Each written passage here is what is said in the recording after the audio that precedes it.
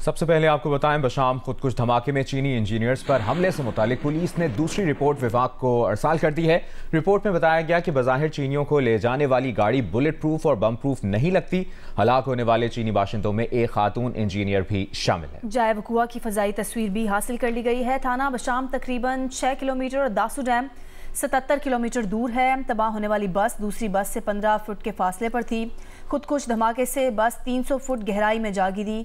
चीनी काफले में शामिल तमाम बसों में CCTV कैमरे नस्ब थे। खुदकुश बम्बार के ज़ेर इस्तेमाल गाड़ी के टुकड़े हासिल किए गए हैं।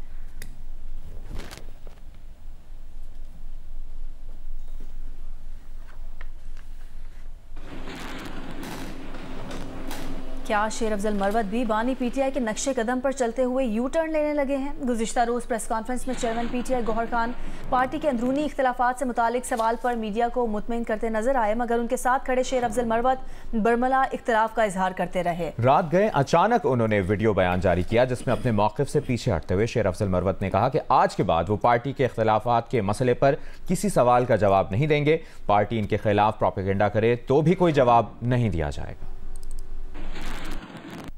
पेशावर BRT सर्विस चोरों की आमाजगाह बन गई है। बस सर्विस में माहाना चोरों की 100 से ज़्यादा वारदातें होती हैं और मुसाफिर मोबाइल फ़ोन्स और दीगर कीमती अशिया से महरूम हो जाते हैं। तहम रवां साल BRT में चोरी की सिर्फ 4 मुकदमात ही दर्ज हो सके।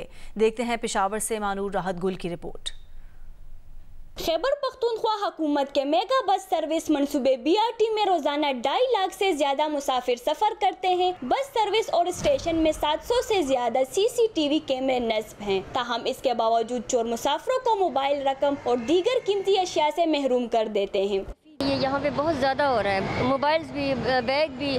मेरी अपनी बेटी का वॉलेट स्नैच हो गया था। सिक्योरिटी भी बढ़ाते हैं और सिक्योरिटी के अलावा जो लोग पकड़े जाते हैं ना, तो उनको इस तरह पनिशमेंट दें ताकि और लोग यहाँ पे आके वो ये काम ना करें। मेरे फ्रेंड से मोबाइल चोरी हुआ है बस में, जिसकी वीडियो भी काफ़ी ज़्यादा वायरल हुई थी, सबने देखी है, बट उसके थ्रू कोई एक्शन नहीं लिया गया उसके ऊपर। जराए के मुताबिक बसों में माहाना चोरी की 100 से ज्यादा वारदातें होती हैं। मुतासिर अफराद में बेशतर तादाद खवातीन की होती है। पुलिस के मुताबिक रवां साल अब तक BRT में चोरी के 4 मुकदमा दर्ज किए गए हैं। 4 को गिरफ्तार किया गया। BRT में तो ये प्लस पॉइंट है कि वहाँ पे कैमरे लगे हैं। हमने रिकवरीज भी की हैं, हमने पकड़ी भी हैं और हमारा जो है उसके खिलाफ भरपूर जो है वो एक्शन जारी है। पुलिस रवां साल BRT में चोरी होने वाले सिर्फ 2 मोबाइल फोन्स बरामद कर सकी है, जबकि एक चोर ऐसा भी था जो चोरी पर गिरफ्तार हुआ और रिहा होकर दोबारा BRT में चोरी की वारदात की, जिसकी तलाश जारी है।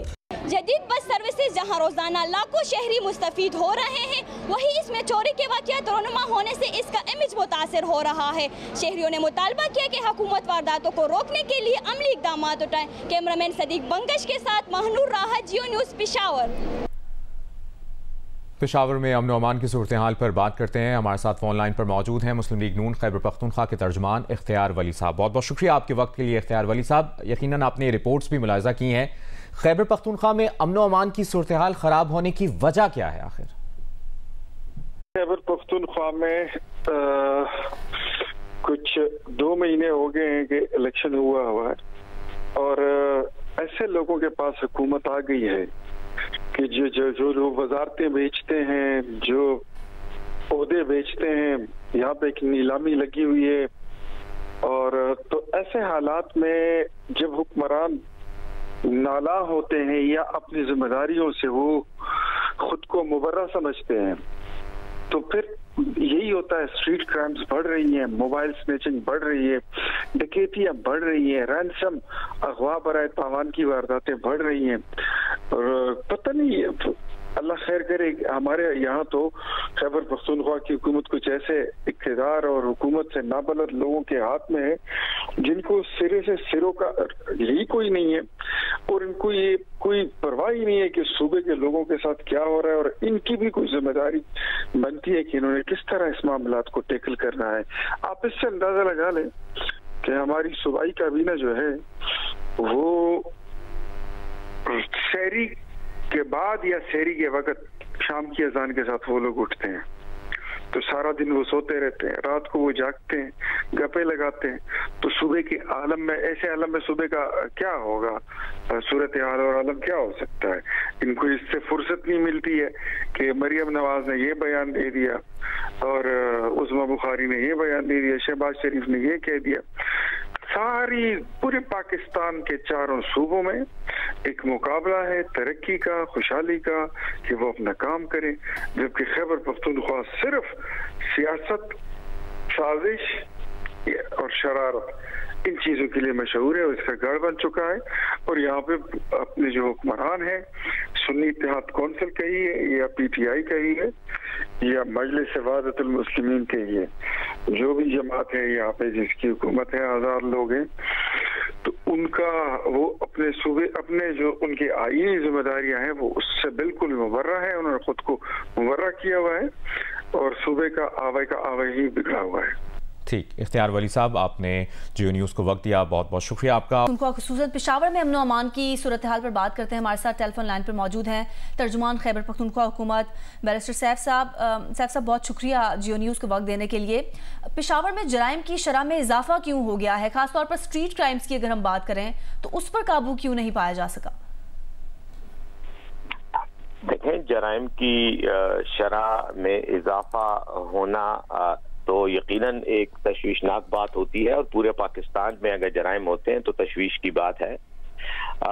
जहाँ तक खैबर पख्तूनख्वा में जराइम पर काबू पाने की बात है तो बिल्कुल इक़दामात हो रहे हैं और पुलिस हमारी अपनी भरपूर इस्तेदाद के मुताबिक कार्रवाइयाँ कर रही है।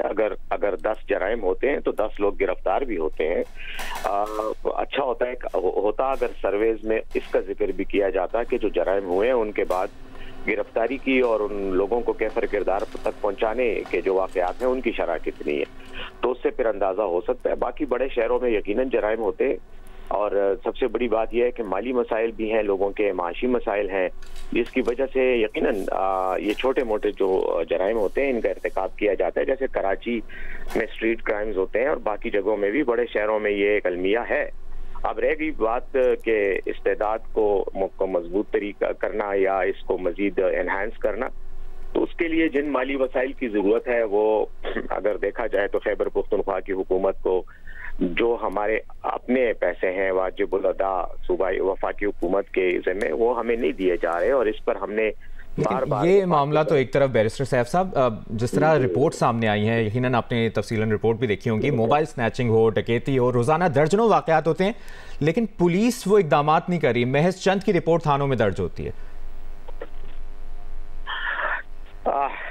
ये आपकी रिपोर्ट अपनी जगह पर, लेकिन मैं इसके कवायद से और इसके मंदरजात से कोई ज्यादा इत्तेफाक करने की वो नहीं करूंगा, क्योंकि बात यह है कि अगर जराइम होते हैं तो यकीनन पुलिस एक्शन लेती है, ये हो ही नहीं सकता। और मेरे ख्याल में खैबर पख्तूनख्वा की पुलिस जो है वो बाकी तमाम सूबों की पुलिस के मुकाबले में बेहतर कारकर्दगी दिखा रही है, और ये बात सिर्फ हम नहीं कह रहे, ये सर्वे रिपोर्ट्स में भी ऐसी चीजें आती हैं, इंडिपेंडेंट इदारे भी ये बात कर रहे हैं। जराइम मैंने जैसे कहा हर शहर में हो रहे हैं, बड़े शहरों में जराइम होते रहते हैं, लेकिन डिपेंड करता है कि पुलिस उनको नैब कितना करती है उन लोगों को। तो मेरा तो अपनी असेसमेंट यही है कि हम बहुत अच्छे तरीके से कर रहे हैं बहरहाल, लेकिन स्टैट्स कुछ मुख्तलिफ नजर आ रहे हैं और जो रिपोर्ट्स भी सामने आ रही हैं। बैरिस्टर सैफ साहब, बहुत बहुत शुक्रिया आपका। तर्जुमान खैबर पख्तूनख्वा हुकूमत जियो न्यूज़ को वक्त दे रहे थे।